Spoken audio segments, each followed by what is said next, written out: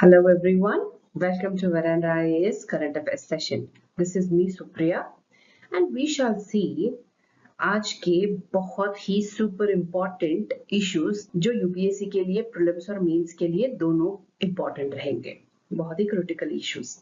ये टॉपिक सिर्फ current affairs नहीं होंगे, ये कॉन्स्टिट्यूशन, पॉलिटी, इकोनॉमी, एथिक्स और सोशल जस्टिस के कोर कॉन्सेप्ट्स को डायरेक्टली टच करते हैं. Okay, let's take a quick look at the topics we are going to discuss today. The first one is India's poor ranking in Global Gender Gap Report 2025. अब ये sign है कि हमारे जो gender parity efforts के लिए क्या हम सिर्फ स्कीम लॉन्च कर रहे हैं या एक्चुअली कोई आउटकम भी डिलीवर कर रहे हैं. Let's decode that through this article. Then we have AI in manufacturing. Artificial intelligence की किस तरह इंडिया के इंडस्ट्रियल सेक्टर को ट्रांसफॉर्म कर रहा है और क्या इससे एम्प्लॉयमेंट एनहांस होगी या जॉब डिस्प्लेसमेंट होगा, इसका भी हम डीप एनालिसिस करेंगे. Then we have Supreme Court versus Election Commission का ड्रामा. इलेक्टोरल रोल्स के चक्कर में अब एक कॉन्स्टिट्यूशनल टसल खड़ा हो गया है.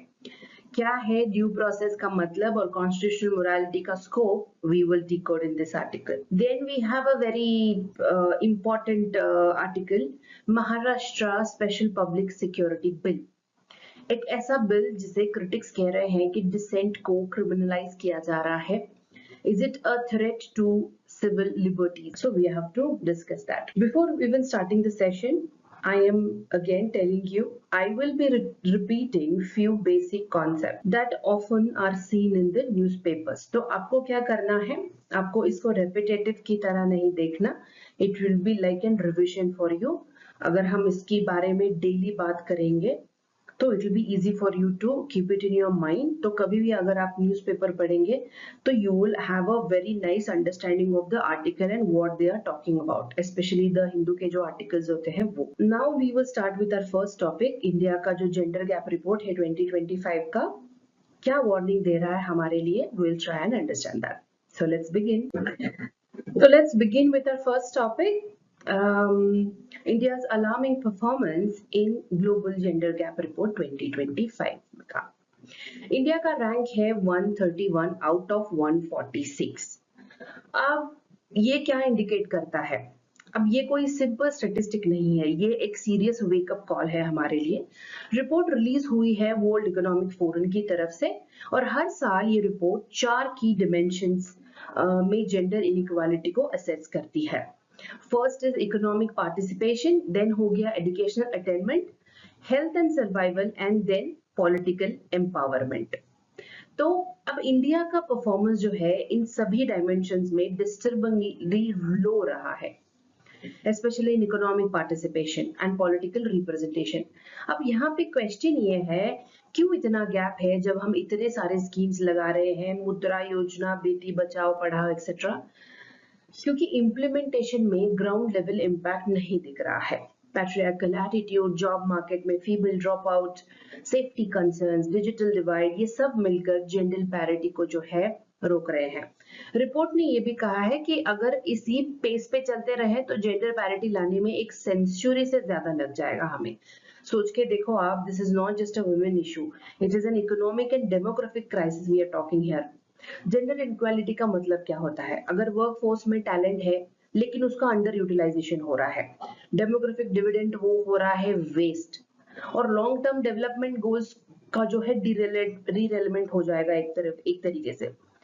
तो ये आर्टिकल ही बोल रहा है, क्रिटिक्स ये बोलते हैं कि हम कहाँ खड़े हैं अभी. अब यूपीएससी के पर्सपेक्टिव से भी आप देखोगे तो कैसे ये जो ग्लोबल इंडाइसेस है इंडिया के इमेज और पॉलिसी फॉर्मुलेशन को बहुत इन्फ्लुएंस करते हैं. और ये जो हम रिफॉर्म्स होने चाहिए to accelerate the gender parity, क्या सिर्फ पेपर्स पे या स्कीम्स में होने चाहिए, उसकी जो ग्राउंड लेवल की इम्प्लीमेंटेशन होती है, वेयर इज दैट, है ना. So this is what we have to try and understand here. We can relate this topics to very nicely in governance part, ठीक है, जहां पे हम इसको और एक टॉपिक से भी रिलेट करेंगे, that is social justice. So will try and see के आगे क्या है आर्टिकल में. So we will understand कि एक्चुअली जेंडर गैप का जो रिपोर्ट है इंडिया किन एरियाज में बहुत पीछे है, विल ट्राई एंड अंडरस्टैंड। मैंने अभी बोला आपको 4 की डायमेंशंस होते हैं, उसको एक एक बार में समझते हैं। अब जो इकोनॉमिक पार्टिसिपेशन है ये इंडिया का सबसे वीक डायमेंशन है। ओके, यहाँ पे जो है फीमेल लेबर फोर्स जो होती है उनका पार्टिसिपेशन रेट 25% से भी कम है। दुनिया के सबसे लोवेस्ट में से एक है हम। मैकेंजी का 2015 रिपोर्ट कहता है अगर इंडिया ने जेंडर गैप क्लोज किया होता तो हम जीडीपी में बहुत ज्यादा बूस्ट देखते हैं, ऑलमोस्ट $770 बिलियन का बूस्ट। समझ रहे हो आप कि विमेन का इकोनॉमी से उनको बाहर रखना, that's not just unjust, it's uneconomic also. When we talk about educational attainment, literacy improve हो रही है, लेकिन प्रॉब्लम यहाँ क्या है, हायर एजुकेशन और स्टेम जैसे फील्ड्स में विमेन की प्रेजेंस बहुत ही कम है। Plus there is a very huge urban rural divide. Tier 2 tier 3 cities और विलेजेस में एक्सेस टू इक्वालिटी एजुकेशन एक बहुत ही बड़ा चैलेंज रहा है एंड वो हम अभी तक के प्रॉपरली हैंडल नहीं कर पा रहे हैं। Then when we talk about health and survival, अब ये रिपोर्ट का एक बहुत ही कंसर्निंग पॉइंट है क्योंकि यहाँ से हम सारे लोगों की हेल्थ के बारे में बात कर रहे हैं। ये जो एनएफएचएस का डेटा होता है वो बताता है कि 57% ऑफ विमेन एनेमिक है, जिसकी उम्र 15 से 50 साल के बीच में है। क्या हम न्यूट्रिशन को सीरियसली इवन ले रहे हैं? प्रिवेंटिव केयर जैसे आयरन सप्लीमेंट्स, कोई एंटीनेटल चेकअप्स हो गया, ये सब उनकी तरफ पहुंच भी रहा है या नहीं, we don't know. We don't even know कि वो अवेयर भी है या नहीं कि ऐसे कोई फैसिलिटीज होते हैं, ऐसा करना होता है। अब यहाँ पे हम लोग बस हेल्थ क्राइसिस डिस्कस नहीं कर रहे हैं, ये डायरेक्टली इंपैक्ट करता है प्रोडक्टिविटी पे, मैटरनल मोर्टेलिटी पे एंड चाइल्ड हेल्थ। ये सारे फैक्टर्स को ये इफेक्ट करेगा। when we talk about political empowerment, सबसे ज्यादा बात होती है न्यूज़पेपर में ये वो वुमेन का, ये इस डायमेंशन में होती है, लेकिन इसमें एक्शन बहुत कम होता है। विमेन का जो रिजर्वेशन बिल है वो पास हो गया है, लेकिन अभी इम्प्लीमेंटेशन अभी तक के पेंडिंग है उसका। अभी वो नेक्स्ट इलेक्शन में ही डालेंगे उसको। अगर डिसीजन मेकिंग पोजीशन पार्लियामेंट हो या स्टेट असेंबलीज हो गए या कोई ब्यूरोक्रेसी भी हो गई जहाँ पे वुमेन जो है बहुत ही अंडर रिप्रेजेंटेड है, तो what we have to take in mind here is gender inequality is not one dimensional. जब तक हर डायमेंशन में इंक्लूसिव पॉलिसी डिजाइन और इम्प्लीमेंटेशन नहीं होगा, रैंकिंग्स ज्यादा इंप्रूव नहीं होगी। लेट्स ट्राई एंड अंडरस्टैंड कि इसका एक ब्रॉडर लेवल इम्पैक्ट क्या होता है इंडिया के ग्रोथ और डेमोक्रेसी के लिए। Will try and understand. एक थोड़ा सा हिस्टोरिकल ट्रेंड्स भी देख लेते हैं, क्या ये डेक्लाइन का एक नया प्रॉब्लम है या ये बहुत पुराना ओल्ड स्टोरी है जो चलती आ रही है। आप यहाँ पे देख सकते हो 2021 से लेके 2025 तक इंडिया का रैंक एक कंसिस्टेंटली ही रहा है, कहीं पे थोड़ा ऊपर कहीं पे थोड़ा नीचे है, लेकिन ओवरऑल परफॉर्मेंस हम पुअरली मेंटेन कर रहे हैं बहुत अच्छे से। लेटेस्ट ड्रॉप जो 127 पोजीशन से 131 तक चले गए हम लोग, ये सिर्फ एक नंबर का फर्क नहीं है, may be it is very low यहाँ पे देखने के लिए, लेकिन ये क्या रिफ्लेक्ट करेगा, एक बहुत ही डीप रूटेड स्ट्रक्चरल इशू जो अभी भी हम सॉल्व नहीं कर पा रहे हैं। चाहे कितनी भी स्कीम्स लॉन्च की गई हो, ये बताता है कि प्रॉब्लम पॉलिसी डिजाइन में नहीं है, प्रॉब्लम है पॉलिसी एग्जीक्यूट करने में। अब if you have seen for example Beti Bachao Beti Padhao एक एग्जाम्पल है, उसमें जो है हम हमेशा कोई एडवर्टाइज देख लेते हैं मीडिया में, कहीं पे मूवी देखने चले गए तो वहां पे वो एडवर्टाइज मिल जाता है हमें, लेकिन अगर हम ग्राउंड लेवल का उसका डेटा देखेंगे या फिर सेक्स रेशियो एट बर्थ, कितना कंसर्निंग डेटा है। ये फिर स्किल इंडिया या फिर ये देख लो आप कितने कोर्सेज अवेलेबल है, लेकिन female skilling and job placement कितने हैं उसके कंपैरेटिव। तो सिर्फ कोर्स लॉन्च कर दिया, उसका कोई आगे जाके फायदा नहीं होगा, then they are not going to use, they are not going to be benefited by that. Temporary policy intervention तब तक फेल होती रहेगी जब तक सोसाइटी और इंस्टीट्यूशन दोनों लेवल पर जेंडर्ड माइंडसेट का चेंज नहीं लाएंगे। This is what the trend we have been seen. अगर हम इसका थोड़ा सा इकोनॉमिक इफेक्ट को जानने की कोशिश करते हैं, यहाँ पे जेंडर गैप अनइक्वालिटी को ही नहीं बल्कि और एक डायमेंशन को इफेक्ट करता है, that is economic. Economic cost पे हम ये सब जो गैप देख रहे हैं, ये जो इग्नोर कर रहे हैं, विल ट्राई एंड अंडरस्टैंड। ये जो अनपेड केयर वर्क होती है, टाइम यूज सर्वे 2020 ने बताया था कि women spend 7 times more time than unpaid care work, जैसे घर के काम, एल्डरली, बच्चे संभालना एक्सेट्रा। ये काम जीडीपी में काउंट ही नहीं होता है। लेकिन इकोनॉमी को इनविजिबल सपोर्ट देता है। इसका मतलब क्या है? विमेन अपना प्रोडक्टिव टाइम मार्केट इकोनॉमी में इन्वेस्ट नहीं कर पा रही है, इसीलिए लेबर फोर्स पार्टिसिपेशन और एंटरप्रेन्योरशिप दोनों का एक बहुत ही लो रेशियो है। हम इसका इकोनॉमिक ड्रैग देखेंगे तो जो मैकेंसी का रिपोर्ट है, एस्टिमेट है उनका, India could have added around $770 billion to its GDP अगर हम ये गैप को हैंडल कर पाते। ये सिर्फ वुमेन एम्पावरमेंट की बात नहीं हो रही है, यहाँ पे एक इकोनॉमी को एक बहुत अच्छे से एक्सेलरेशन मिल जाती। Then very crucially demographic challenge. अब 2050 तक जो है सीनियर सिटीजन डबल हो जाएंगे, अप्रोक्सी मतलब 20% ऑफ इंडियाज पॉपुलेशन बोल सकते हो आप। और अगर गेस करो उस एल्डरली पॉपुलेशन में मेजॉरिटी वुमेन होंगी, क्या हो जाएगा उससे हो जाएगा हाई डिपेंडेंसी रेशियो बढ़ जाएगा, लो इकोनॉमिक एजेंसी हो जाएगी। और आज की वुमेन इकोनॉमिकली एम्पावर्ड नहीं होंगी तो हम कल की एजिंग पॉपुलेशन इकोनॉमिकली बहुत ही इनसिक्योर हो जाएंगे डायरेक्टली। यानी जेंडर इक्वालिटी, जो हम इनजस्टिस के बारे में यहाँ पे बात नहीं कर रहे हैं, ये तो एक जैसे टिकिंग बॉम्ब के जैसे हो गया for future economy and public finances. तो as a student also how you have to take it is, अगर जेंडर बजटिंग हो गया, स्किलिंग, इंफ्रास्ट्रक्चर एक्सेट्रा, ये सब पॉलिटी टूल्स होते हैं to address the invisible economic losses we are going to face. लेकिन what we have to यहाँ पे ध्यान रखना है कि उसमें भी हम थोड़ा सा विमेन रिप्रेजेंटेशन को अगर थोड़ा सा बढ़ावा देंगे और ये गैप को है जो है थोड़ा सा ब्रिज करेंगे, देन में भी ये काम करेगा जो इनिशिएटिव्स हमने अभी देखे। फ्यूचर इम्प्लीकेशंस अगर देखोगे आप तो ये डेमोग्राफिक डिविडेंड कैसे रिस्क में है हमने अभी देखा। इंडिया के लिए उसके कॉन्सिक्वेंसेस क्या होंगे, I will explain you now. India का सबसे बड़ा एसेट है उसकी young population, we have always seen this. लेकिन अगर वुमेन को प्रोडक्टिव वर्कफोर्स में इंक्लूड ही नहीं किया गया तो डेमोग्राफिक जो डिविडेंड है वो हमें डिजास्टर में बदल सकता है। वर्कफोर्स जो है ऑटोमेटिकली श्रिंक हो जाएगी, प्रोडक्टिविटी भी नहीं बढ़ेगी एंड इकोनॉमिक ग्रोथ को जो है वो डायरेक्टली इंपैक्ट हो जाएगा। अब ये जो डिपेंडेंसी बर्डन की हम बात कर रहे हैं, फर्टिलिटी रेट्स डिक्लाइन हो रहे हैं, कुछ स्टेट्स तो ऑलरेडी बिलो रिप्लेसमेंट लेवल मतलब 2 तक चला गया है। Yesterday only we discuss this part. इसका मतलब है कि अब एल्डरली पॉपुलेशन जो ऑटोमेटिकली बढ़ जाएगा, लेकिन वो वर्किंग एज पॉपुलेशन के कम होने के कॉस्ट पे बढ़ेगा। तो दैट मीन्स वहां पे उनको फाइनेंशियल इनसिक्योरिटी होगी, और अगर वुमेन भी वर्क नहीं कर रही है तो वर्किंग पॉपुलेशन पर कितना डबल बर्डन हो जाएगा। एल्डरली को भी सपोर्ट करना है, इकोनॉमी को भी ड्राइव करना है, तो this becomes a very burden situation for the present working force. Then when we talk about policy direction, तो अब टाइम आ गया है कि इंडिया सिर्फ वेलफेयर स्कीम्स तक लिमिटेड नहीं रहे। What we have to do is we have to recognize unpaid care, और या फिर उनको कुछ कॉम्पनसेशन मिल जाए, या फिर वी जेंडर सेंसिटिव इंफ्रास्ट्रक्चर को जेंडर सेंसिटिव बना दे, जैसे चाइल्ड केयर सेंटर्स बना देंगे, सेफ ट्रांसपोर्ट बना देंगे, तो it will be a very easy way for a women to work. अब फोकस हम यहाँ पे शिफ्ट करेंगे women as beneficiaries से women as economic builders. See how beautiful difference it is saying. Gender inequality is a very multiplier issue.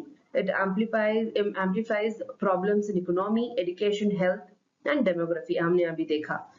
तो as a student भी आपको इसको ऐसे याद रखना है कि जेंडर गैप जो है सिर्फ सोशल या वुमेन सेंट्रिक इशू नहीं है, ये टॉपिक डायरेक्टली इंपैक्ट करेगा इंडिया की इकोनॉमिक फ्यूचर में, डेमोग्राफिक बैलेंस में और गवर्नेंस एफिशिएंसी को भी इंपैक्ट करेगा। Social justice and gender equality के बहुत ही हेवी टॉपिक के डिस्कशन के बाद हम आ गए हैं एक हाईली डायनामिक टॉपिक पर, आर्टिफिशियल इंटेलिजेंस का role in transforming India's manufacturing sector.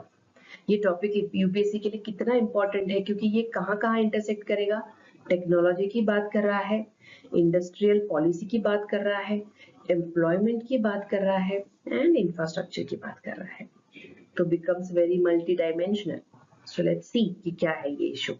अब ये आर्टिकल क्या बोल रहा है, थोड़े फैक्ट्स जान लेते हैं पहले। फाइनेंशियल ईयर 24 में एआई अडॉप्शन हुआ था मैन्युफैक्चरिंग सेक्टर में, अब उसको थोड़ा सा 8% से बढ़ के 22 हो गया है सिर्फ एक ही साल में। तो इसको फ्यूल किया है अराउंड 10,000 करोड़ की एआई मिशन जो रिसेंटली लॉन्च हुई थी गवर्नमेंट के द्वारा. From predictive maintenance in machines to generative designs in factories, AI is driving Industry 4.0 revolution. We can say this. अब ये सिर्फ ऑटोमेशन का इशू नहीं है, ये data driven smart globally competitive manufacturing ecosystem को बनाने का मिशन है. एग्जाम्पल के तौर पे अगर आप समझोगे, एक स्मार्ट फैक्ट्री जहां एआई सेंसर्स ऑटोमेटिकली डिटेक्ट करेंगे मशीन के फॉल्ट्स को बिफोर इट ब्रेक्स डाउन. ये इनडायरेक्टली क्या करेगा, कॉस्ट को सेव करेगा, एफिशिएंसी बढ़ा देगा एंड इंश्योर करेगा कि जीरो प्रोडक्शन हो डाउन टाइम में.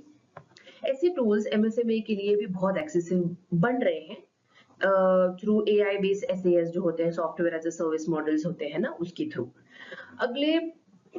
अभी हमने यहाँ पे डिस्कस किया कि थोड़ा मैन्युफैक्चरिंग सेक्टर हो गया या थोड़े एमएसएमईज सेक्टर में भी कैसे एआई मदद कर रहा है मैन्युफैक्चरिंग इकोसिस्टम को एक्सपैंड करने में, उसको एफिशिएंट बनाने में. तो लेट्स ट्राई एंड अंडरस्टैंड कि फर्दर उसमें कौन से स्कीम्स है, क्या क्या इनिशिएटिव्स है, etcetera. Will try and understand. अब ये इंडस्ट्री 4.0 जो बोला हमने, ये न्यू मैन्युफैक्चरिंग पैराडिग्म क्यों है, we will try and understand. एक पूरा revolution we'll try and understand.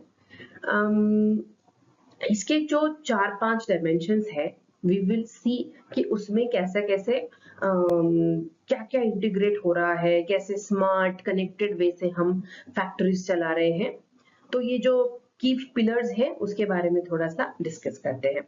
Artificial intelligence जो होता है एक मशीन लर्निंग और एल्गोरिथम होता है, हर बार नया डेटा सीखते हुए ये इम्प्रूव करता है. एग्जाम्पल हमने देखा, फॉल्ट डिटेक्ट करना या फिर कोई डिसीजन मेकिंग हुआ ऑटोमेटेड, प्रोडक्टिव मेंटेनेंस होगी तो उसके बारे में ये सिग्नल दे देता है.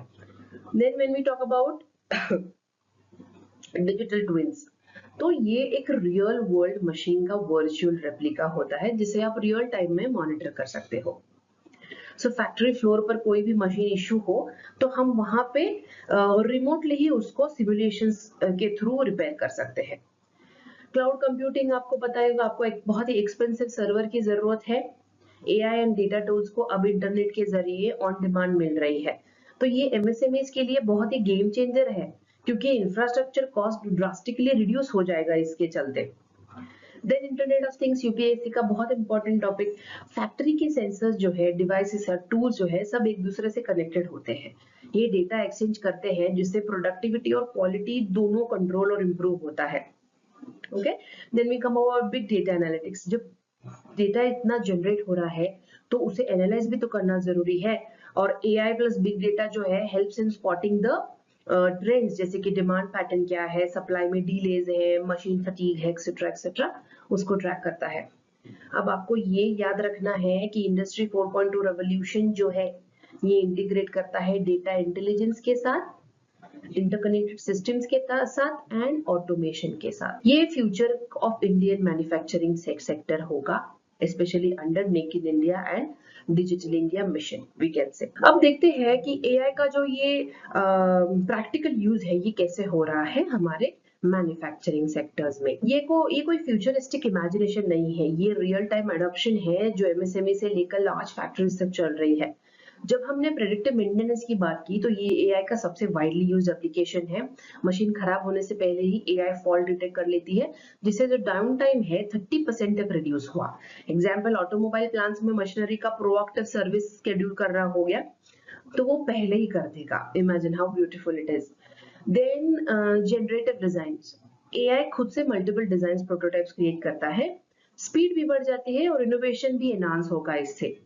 एग्जाम्पल, अगर फुटवेयर की बात हो, पैकेजिंग, इलेक्ट्रॉनिक्स, हर जगह मास कस्टमाइजेशन पॉसिबल हो रहा है बिकॉज ऑफ दिस एआई.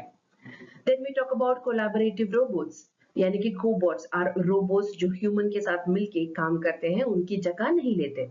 ये सेफ्टी और एफिशिएंसी दोनों बढ़ाते हैं. इंडिया में जो है टेक्सटाइल, फार्मा और इलेक्ट्रॉनिक सेक्टर्स में कोबॉट्स का यूज बहुत ज्यादा बढ़ रहा है. Then when we talk about vision systems, ये AI powered cameras defect detect करते हैं रियल टाइम क्वालिटी कंट्रोल के लिए. अगर आपको कोई पेंट लाइन में डबल डिटेक्ट करना हो, बबल्स या सर्किट बोर्ड्स पे सोल्जरिंग फ्लॉज आइडेंटिफाई करना हो, तो these are the places where AI is helping the people. AI का यूज जो है सिर्फ ऑटोमेशन के लिए यूज नहीं हो रहा, आपने देखा कैसे प्रोडक्टिविटी बूस्ट हो रही है एंड रिसोर्स का ऑप्टिमाइजेशन भी हो रहा है। साथ साथ में जनरेटिव डिजाइन जैसे इनिशिएटिव्स के साथ हम लोग थोड़ा सा रिसर्च को, इनोवेशन को भी एनहांस कर रहे हैं थ्रू एआई। अगर एआई मैन्युफैक्चरिंग का इंजन बन रहा है तो इस इंजन का फ्यूल क्या है? ये जो हम इंडिया एआई मिशन जो हमने अभी डिस्कस किया, जिसको 2024 में लॉन्च किया गया था ministry of electronics and IT ministry ने। ये मिशन इंडिया को एक बहुत ही ग्लोबल एआई पावर हाउस बनाने के लिए है, लेकिन अपने इंडिजिनियस मॉडल यूज करके। इसके कुछ की कंपोनेंट्स है वो जान लेते हैं। 10,000 करोड़ का एलोकेशन हुआ था मैसिव स्केल पर एआई को एक्सेलरेट करने के लिए। It focuses on areas like AI infrastructure, data governance, data privacy and ethical AI भी इंश्योर करने के लिए ये ज्यादा जरूरी है ना। एंड देन स्किल्ड वर्कफोर्स, क्योंकि अब क्या हो जाएगा, ये सारे एआई डेवलपमेंट को यूज करने के लिए, टूल्स करने के लिए लोगों को समझ में भी तो आना चाहिए ना उसको यूज कैसे करना है, तो इसके लिए स्किल्ड है बस। अब कवरेज कहाँ कहाँ होगी उसकी? हेल्थ में होगी, एग्रीकल्चर में होगी, एजुकेशन, मैन्युफैक्चरिंग, यानी कि जो सभी प्रायोरिटी सेक्टर्स हैं उसमें एआई का इंटीग्रेशन आप देखोगे। स्ट्रेटेजिकली कितना इंपॉर्टेंट है ये, आप देखो कहाँ कहाँ आप उसको इम्पोर्टेंस देख सकते हैं। इंडिया की जो फॉरेन टेक डिपेंडेंसी है ये कम करेगा ऑटोमेटिकली, स्पेशली जो चाइना यूएस बेस्ड के एआई प्लेटफॉर्म से हम डिपेंडेंट रहते हैं उस पर कम हो जाएगी। लोकल इनोवेशन को बहुत ज्यादा बूस्ट मिल जाएगा, इंडिया के लिए जो है इंडिया के सोल्यूशंस मिलेंगे। लॉन्ग टर्म टारगेट की बात करेंगे तो इकोनॉमी जो है हमें थोड़ा सा और मतलब हमारी जो $5 ट्रिलियन की इकोनॉमी है उसको हम थोड़ा सा स्मार्ट, प्रोडक्टिव और ऑटोमेटिंग बनाएंगे। आप हमेशा याद रखना, मतलब as a student also AI is not just a tech issue, यहाँ पे ये बन चुका है एक बहुत ही स्ट्रेटेजिक असेट, है ना, जिस पर इंडिया की economic competitiveness, national security, social development, ये सारा डायनामिक्स डिपेंड करता है। आफ्टर दैट क्या हम डिस्कस करते हैं, थोड़े से चैलेंजेस भी तो होंगे। अब इसको इतना रिवोल्यूशनाइज कर रहे हैं, कुछ सीरियस चैलेंजेस भी होंगे ही ये सारे प्रोसेस में। जो जो 3 बिगेस्ट रोड ब्लॉक्स है उसको हम थोड़ा सा अंडरस्टैंड करते हैं। एआई हैलुसिनेशन का कंसर्न, 44% कंसर्न जो है, बहुत से लीडर कॉशियस हैं about scaling generative AI because of hallucination issues, यानी एआई कभी कभी इनएक्यूरेट या फिक्शनल आउटपुट जनरेट कर देता है, स्पेशली जब डेटा थोड़ा सा वीक हो। हमारे लिए ये नोट करना क्या जरूरी है, हैलुसिनेशन एआई एथिक्स और ट्रस्ट इश्यू का पार्ट है, तो keep it in mind, okay. Then comes talent shortage, 65% का यहाँ पे परसेंटेज बता रहा है। मैन्युफैक्चरिंग फर्म्स को एआई स्किल्ड वर्कफोर्स मिल नहीं रही, एआई टूल्स बन रहे हैं लेकिन ट्रेन्ड प्रोफेशनल्स उन्हें इंप्लीमेंट करने के लिए अवेलेबल ही नहीं होते हैं, तो this becomes a one road block. Skill development ecosystem अभी भी हमारा थोड़ा सा नेसेंट स्टेज पे है, तो we'll see how we can do that. 70% जो है एसएमई एडॉप्शन का गैप देखने को मिला, जैसे कॉस्ट का बैरियर बोल सकते हो आप। What I am trying to say, सबसे बड़ा चैलेंज है affordability for small manufacturers. AI tools बहुत एक्सपेंसिव होते हैं, क्लाउड चार्जेस लगते हैं, ट्रेनिंग भी लगती है एक्सेट्रा, तो दिस हैड रिजल्टेड इन ये जो स्मॉल मैन्युफैक्चरर्स होते हैं वो अडॉप्ट नहीं कर पा रहे हैं इसको। अब जो गवर्नमेंट बैक्ड एआई सर्विसेज होते हैं उनको यूज किया जा सकता है, ये एक सोल्यूशन है उसके लिए, आई एम टेलिंग यू। या फिर शेयर्ड इंफ्रास्ट्रक्चर हब्स होते हैं उनको एक्सेस मिले, physical support under MSME scheme हम उनको ऑफर कर सकते हैं, so that they can have a little support in finance. AI adoption का जो है मास लेवल पर लाना है तो हमें क्या करना होगा, पॉलिसी इंटरवेंशन करनी पड़ेगी। जो हमने देखा कि स्मॉल मैन्युफैक्चरर्स को अवेलेबल नहीं होता, तो वी कैन डू दैट, थोड़ा सा पॉलिसी को ट्वीक करके। Then we can have a public private collaboration, जिससे क्या है कॉम्पिटिटिवनेस बढ़ेगा तो क्वालिटी भी इनडायरेक्टली या डायरेक्टली इंप्रूव हो जाएगी। Then we can talk about skilling and affordability, अगर हम अफोर्डेबल प्राइसेस पे ये सारे सर्विस प्लेटफॉर्म्स पे ला सके तो it will be accessible by everybody. And then जो स्किलिंग का पार्ट है, स्किलिंग में हम अगर थोड़ा सा ट्रेनिंग सेशन रखें या कुछ गवर्नमेंट की तरफ ऐसे इनिशिएटिव्स लाए तो इट शैल हेल्प। तो एआई इन मैन्युफैक्चरिंग सिर्फ एक ट्रेंड नहीं है हमारे लिए, इंडिया के जो 5 ट्रिलियन इकोनॉमी का विजन है उसका एक कोर पिलर बन सकता है अगर हम टाइमली और इंक्लूसिव अडॉप्शन इंश्योर करें तो that we have discussed कि हम कैसे ला सकते हैं. So we have reached another topic of the day जो बहुत टाइम से न्यूज में है उसका थोड़ा सा आगे अभी क्या सुप्रीम कोर्ट का स्टांस रहा है we'll see क्योंकि यहाँ पे है हाई स्टेक्स पे कॉन्स्टिट्यूशनल टसल जहाँ सुप्रीम कोर्ट और इलेक्शन कमीशन एक प्रोसेस पर बहुत ही सीरियसली क्वेश्चंस कर रहे हैं. इशू यहाँ पे आपको पता होगा इलेक्टोरल रोल्स की स्पेशल इंटेंसिव रिविजन इन बिहार. इलेक्शन कमीशन ने कुछ कॉमनली यूज्ड डॉक्यूमेंट जैसे आधार राशन एक्सेट्रा को वोटर रजिस्ट्रेशन के लिए वैलिड प्रूफ को एक्सेप्ट कर दिया. सुप्रीम कोर्ट का कंसर्न यहाँ पे ये है कि आधार कार्ड जो है अगर लोगों के पास वो है होने के बाद भी उन्हें इलेक्टोरल रोल से हटा दिया जाए तो ये ड्यू प्रोसेस ऑफ लॉ का वायोलेशन है. इसका मतलब क्या है ये सिर्फ एक ब्यूरोक्रेटिक इशू नहीं है. अभी ये डायरेक्टली लिंक करेगा आर्टिकल 326 से जहां अडल्ट सफराज की गारंटी दी गई है कॉन्स्टिट्यूशन में. और अगर किसी एलिजिबल सिटीजन को आर्बिट्ररी तरीके से डिसफ्रेंचाइज कर दिया तो ये कॉन्स्टिट्यूशनल मोरालिटी और इलेक्टोरल इंटीग्रिटी दोनों को इम्पैक्ट करेगा. हमारे लिए ये टॉपिक बहुत इंपॉर्टेंट है. ऑलवेज रिमेंबर बहुत ज्यादा न्यूज में है बहुत ही हीटेड टॉपिक है. हमें यहाँ पे आर्टिकल 324 को भी जानना है regarding the autonomy of Election Commission. Then we can discuss the scope of judicial review और फिर ये जो कॉन्सेप्ट है due process and procedure established by law इसको भी आप एक बार बहुत अच्छे से रिवाइज कर लीजिए. ठीक है. देन हमने कल भी डिस्कस किया था राइट टू वोट के लिए क्या ये कॉन्स्टिट्यूशनल राइट है स्टैट्यूटरी राइट है. इस पे प्रीलिम्स पे एक बार क्वेश्चन भी आया था. तो आपको ये सारे जो मैंने कॉन्सेप्ट बताया है इसको बहुत थोरोली अंडरस्टैंड करना पड़ेगा. I will be covering this topic thoroughly only. आप उसको अच्छे से सुनिएगा प्लीज. हाँ, यहाँ पे कुछ की इश्यूज है. सुप्रीम कोर्ट ने एग्जैक्टली क्या क्वेश्चंस रेज किए हैं इलेक्शन कमीशन के प्रोसेस के ऊपर ये केस जो है वी विल अंडरस्टैंड. अब यहाँ पे ये बिहार तक लिमिटेड रहा ही नहीं. अब ये पैन इंडिया इलेक्टोरल प्रैक्टिसेस पे भी क्वेश्चन उठा रहे हैं. तो विल सी ये जो प्रोसीजर फेयरनेस की बात की सुप्रीम कोर्ट ने क्या कहा कि डेमोक्रेसी तभी मीनिंगफुल होगा ना जब वोटर डिलीशन जैसे सेंसिटिव काम ट्रांसपेरेंसी से हो. डॉक्यूमेंट वेरिफिकेशन प्रोसेस ओपेक था जिसमें ट्रांसपेरेंसी और फेयर हियरिंग का एब्सेंस देखा गया. अगर किसी का नाम बिना नोटिस या वैलिड रीजन के इलेक्टोरल रोल से आप हटा दे रहे हो तो ये डिसएनफ्रेंचाइजमेंट का के बराबर है. अब बर्डन ऑफ प्रूफ क्या हो गया यहाँ पे अचानक से शिफ्ट हो गया. अब कोर्ट ने कहा है कि पुअर माइग्रेंट और अनडॉक्यूमेंट वोटर के ऊपर ये जो डिस्प्रपोर्शनेट बर्डन डाला जा रहा है उनसे मल्टीपल प्रूफ मांगे जा रहे हैं. ये बहुत अनफेयर है. Aadhaar card ration card voter ID जैसे वाइडली यूज्ड डॉक्यूमेंट्स को रिजेक्ट करना बिना कोई लॉजिकल रीजन के इज नॉट जस्ट आर्बिट्ररी. ये बहुत ही ज्यादा डिस्क्रिमिनेटरी है. अब यहाँ पे हम एक और बात बोल सकते हैं. यहाँ पे कौन सा आर्टिकल याद आता है आपको? That is article 40 equality and 19 के आपको रीजनेबल रेस्ट्रिक्शंस तो याद होंगे ना. सो यहाँ पे ये आता है. ये सारे प्रिंसिपल्स को ये वायलेट करता है. ये ड्यू प्रोसेस की जो बात कर रहा है ना कोर्ट इसका वायलेशन कैसे हो रहा है ये बात जानते हैं. कोर्ट ने क्या हाईलाइट किया नेम्स को डिलीट करने से पहले प्रॉपर प्रोसीजर फॉलो नहीं हुआ. No prior notice no opportunity to respond etcetera.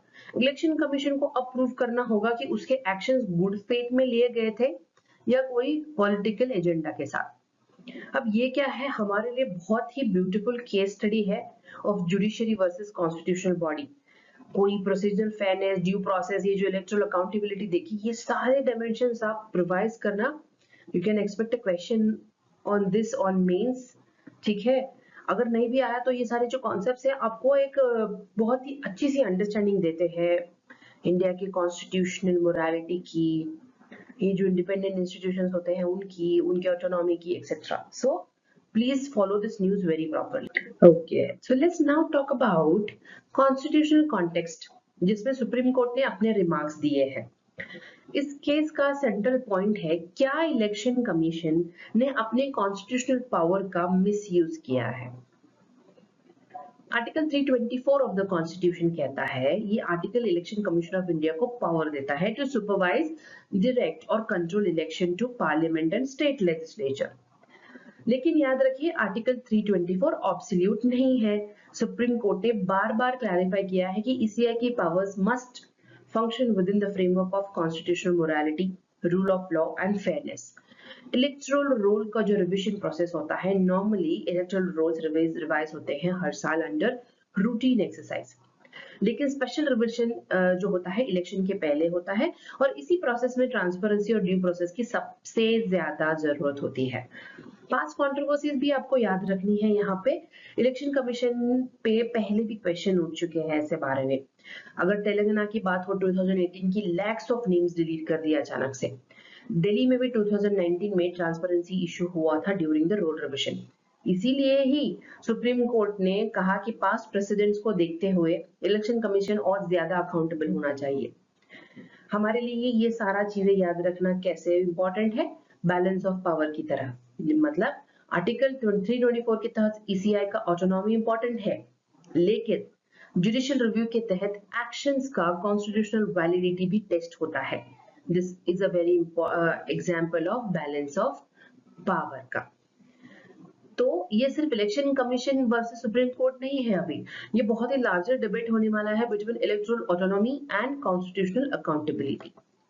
Democracy की जब हम बात करते हैं वो तो सभी स्ट्रांग होगा जब ये इंस्टीट्यूशन जो है पावरफुल तो है, लेकिन हाँ आंसरेबल भी हो, कहीं ना कहीं अकाउंटेबिलिटी होनी चाहिए।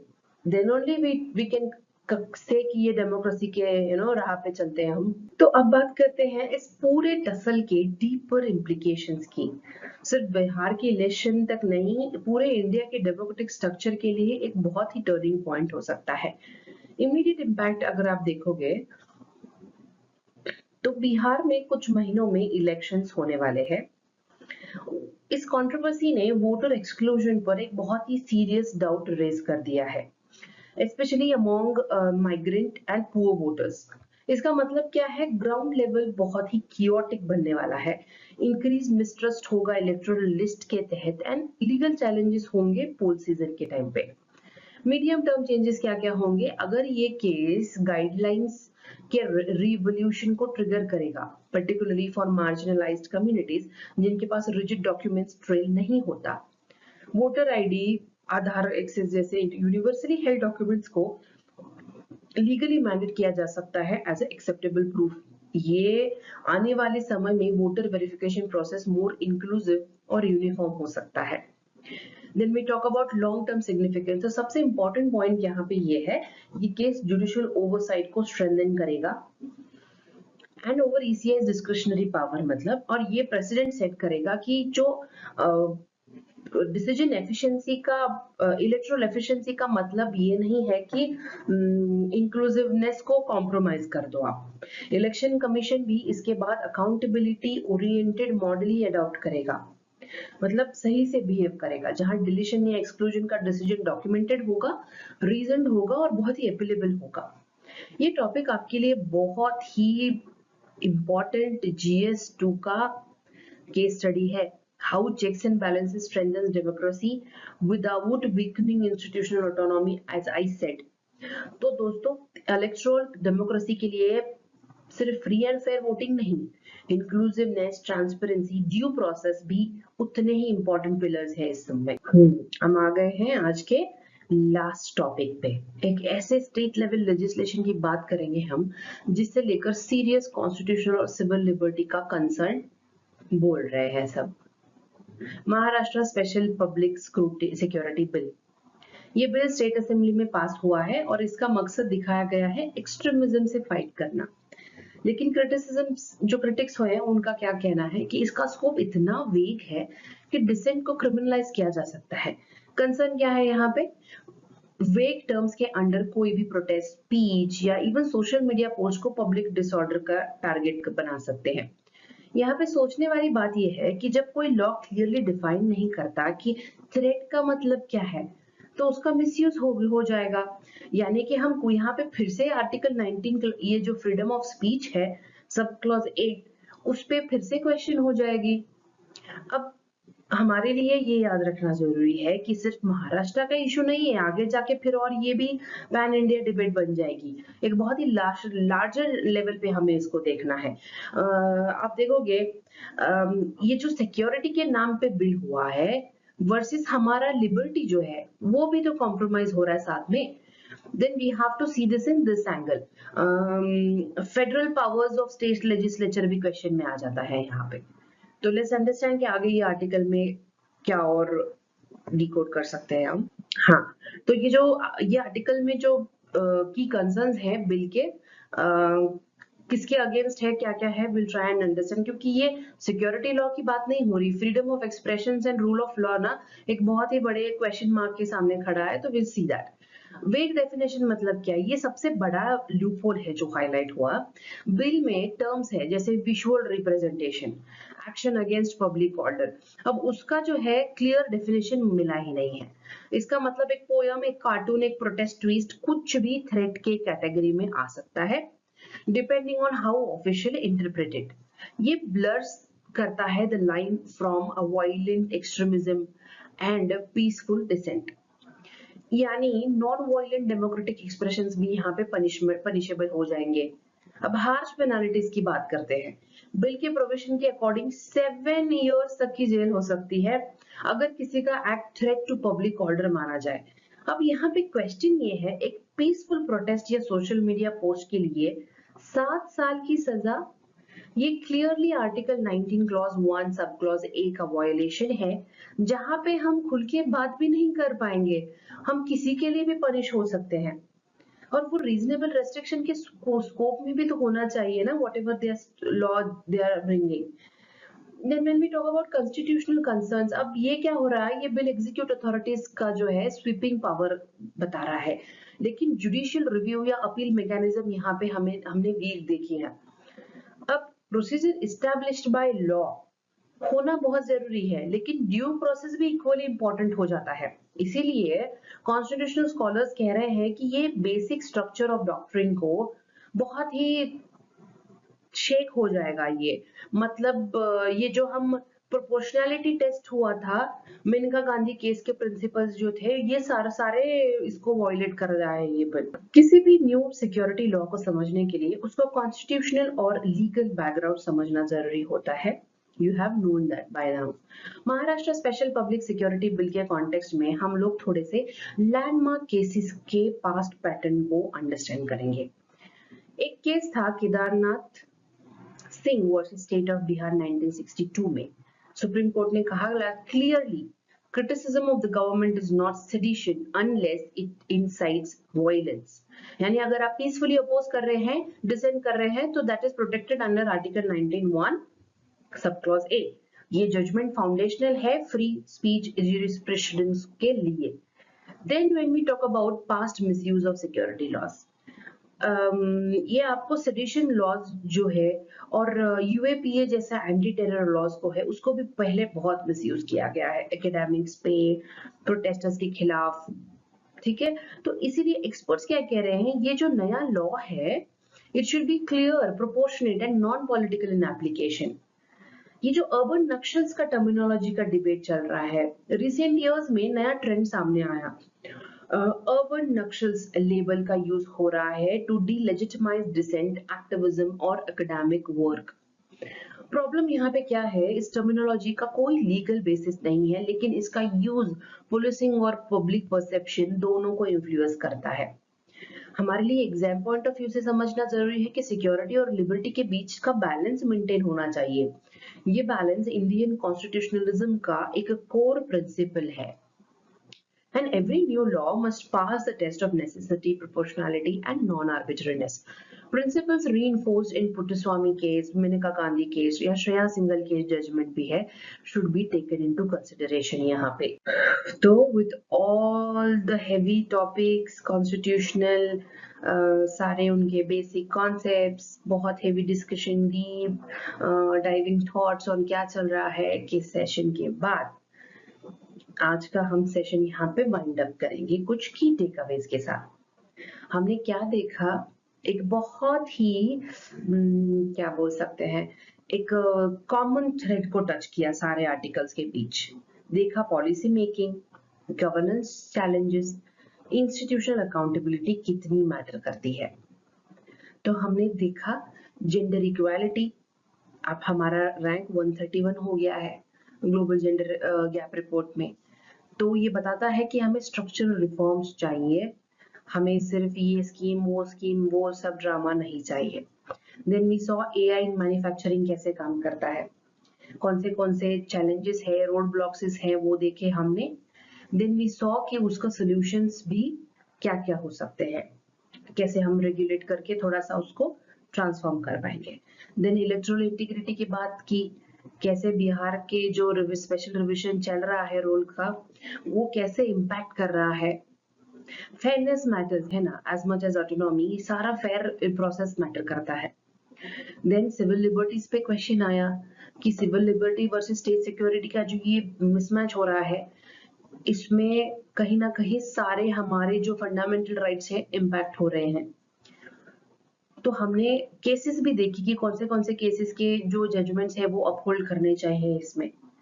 ये सारे टॉपिक्स जो है GS2 GS3 के लिए इम्पोर्टेंट है, ऐसे के लिए भी इम्पोर्टेंट है, एंड एथिक्स के पेपर में भी तो डायरेक्टली रेलेवेंट हो जाएंगे। इन्हें बस हम फैक्ट्स की तरह नहीं, एक इंटरलिंकिंग बैकग्राउंड और कॉन्स्टिट्यूशनल कॉन्टेक्स्ट के साथ समझे भी। अगला सेशन जो होगा और भी इम्पैक्टफुल होगा, कुछ नए पुराने न्यूज के साथ we will come back again. Till then, what you have to do is revise smartly, connect the current affairs to the course syllabus, and as always, think like a policy maker, not as a student, not as an aspirant. Okay? So thank you for attending today's session. We shall see you tomorrow again. Thank you. Veranda IAS, where your dream becomes reality.